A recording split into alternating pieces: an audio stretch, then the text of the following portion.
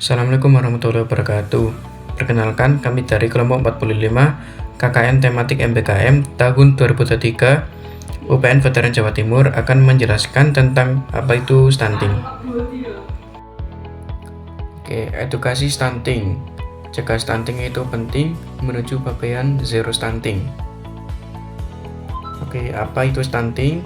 Stunting adalah gangguan pertumbuhan dan perkembangan anak akibat kekurangan gizi kronis dan infeksi berulang yang ditandai dengan panjang atau tinggi badannya berada di bawah standar yang ditetapkan oleh menteri yang menyelenggarakan urusan pemerintah di bidang kesehatan.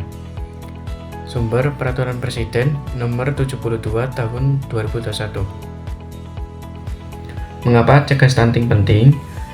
Stunting berdampak pada kualitas sumber daya manusia atau SDM yang pada akhirnya akan menurunkan produktivitas SDM dan bonus demografi.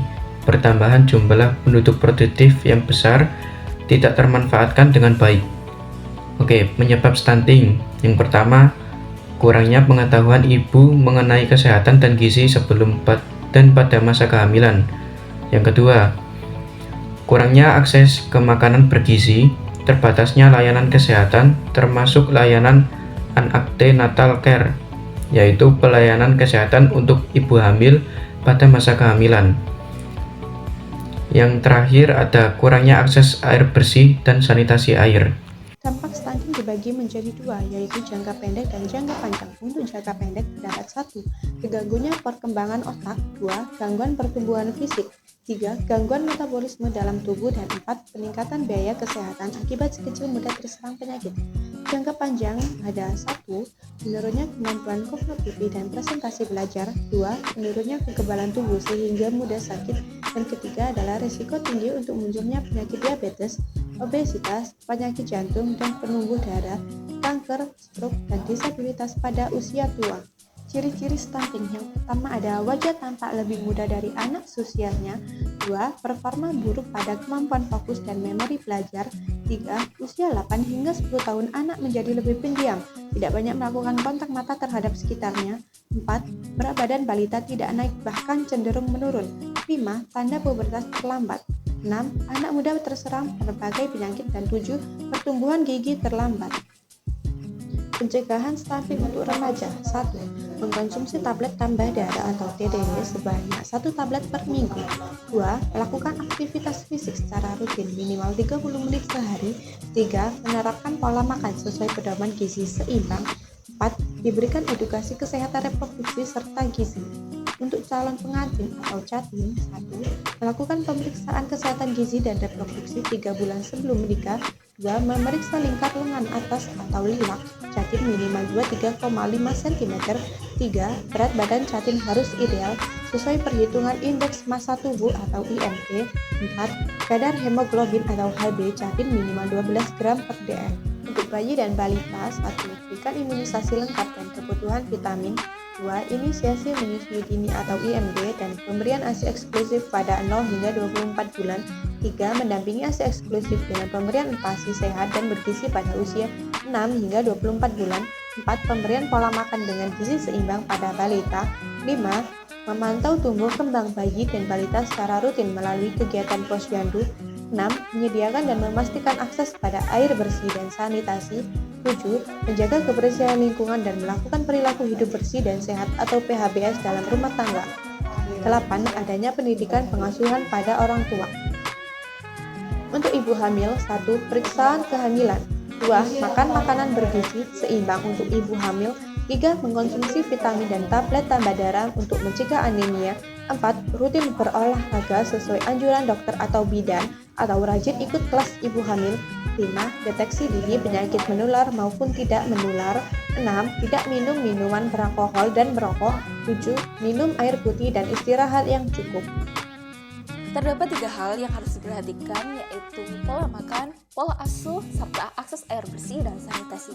Yang pertama ada pola makan. Memperkenalkan dan membiasakan dalam kehidupan sehari-hari kepada masyarakat atau tentang istilah isi piringku dengan mengkombinasikan dengan makanan bergizi, beragam, seimbang, dan aman. Beragam, tidak ada satu jenis pangan yang mempunyai kandungan zat gizi lengkap. Seperti pangan biasanya mempunyai kelebihan atau kekurangan nutrisi atau gizi tertentu. Sehingga dengan mengkonsumsi pangan beragam, maka nutrisi atau gizi dari berbagai pangan saling menutupi sesuai dengan kebutuhan tubuh kita. Selanjutnya yakni bergizi. Zat gizi yang dibutuhkan manusia terdapat dua macam, yaitu zat gizi makro ada pada golongan karbohidrat, lemak, dan protein. Sedangkan golongan kedua ialah zat gizi mikro, ada pada vitamin, mineral, dan air. Yang selanjutnya yakni seimbang. Konsumsi pangan dikatakan seimbang tergantung pada umur, jenis kelamin, aktivitas, ukuran tubuh, dan keadaan fisiologi. Juga dapat diartikan seimbang dalam jumlah antar waktu makan, 3 kali makan dalam sehari.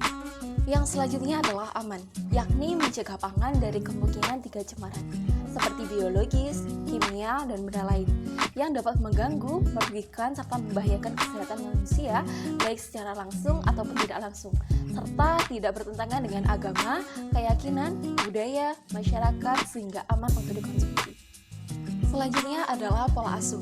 Perlu adanya edukasi tentang kesehatan reproduksi dan gizi seimbang bagi kelompok remaja sebagai cikal bakal keluarga, hingga para calon ibu memahami pentingnya memenuhi kebutuhan gizi saat hamil dan stimulasi bagi janin, serta memeriksakan kandungan minimal 4 kali selama kehamilan. Pentingnya sikap ibu dalam melakukan imunisasi menyusui dini atau yang disebut dengan IMD dan pemberian ASI eksklusif pada usia 0 sampai dengan 24 bulan. Dampingi ASI eksklusif dengan pemberian empasi sehat dan bergizi pada usia 6 sampai dengan 24 bulan. Pantau tumbuh kembang bayi dan balita secara rutin melalui kegiatan posyandu setiap bulan. Dan juga perlu diperhatikan pemberian hak anak untuk mendapatkan kekebalan dari penyakit berbahaya melalui imunisasi yang telah dijamin ketersediaan dan keamanannya oleh pemerintah. Yang ketiga yakni akses air bersih dan sanitasi. Sulitnya akses air bersih dan sanitasi yang buruk dapat memicu stunting pada anak. Pentingnya menerapkan perilaku hidup bersih dan sehat atau PHBS oleh setiap rumah tangga dengan meningkatkan akses terhadap air bersih dan fasilitas sanitasi, serta menjaga kebersihan lingkungan. Terdapat 5 pilar sanitasi total berbasis lingkungan. Yang pertama dengan mencuci tangan menggunakan sabun. Yang kedua pengelolaan sampah rumah tangga. Yang ketiga pengelolaan limbah cair rumah tangga. Yang keempat pengelolaan air minum dan makanan rumah tangga. Yang kelima yakni berhenti buang air besar sembarangan.